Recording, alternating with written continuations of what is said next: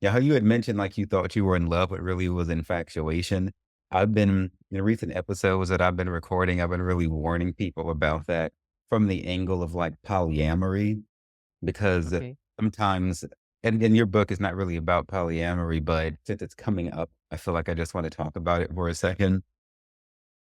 Because sometimes people get into, be it monogamous or polyamorous, they think it's love, but it's infatuation. And until we really fall in love with ourselves, when we're by ourselves and we're the most comfortable in our own energy, then we're really not capable of showing true, pure love. True, pure love is when you would just stare at a motherfucking person because you're just that satisfied with them.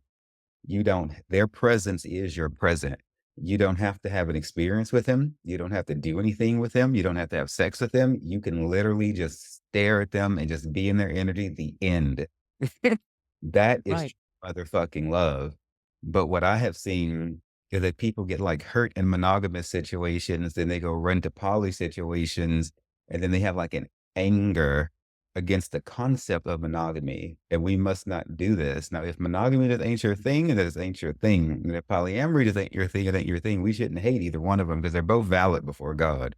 There's plenty of examples in the Hebrew Bible about both, but it's the motives. Like we can't do anything from a pain response or a trauma response. And people be in these polycules with all these people they're sleeping with, and there are people they're sleeping with, they're sleeping with other people. And it's just like they're hiding pain. They're using it to self-medicate and they're not really facing their issues. And they think they call themselves showing love because they're laying in bed with these people and having these adventures and experiences, but really are running from themselves and so many damn people that they don't really face themselves. What do you think? Oh, I think that's absolutely spot on. We a lot of the time, when we don't love ourselves deep down within, we start there's a disconnect internally, and what happens is we start to attract people who will plug into that disconnect.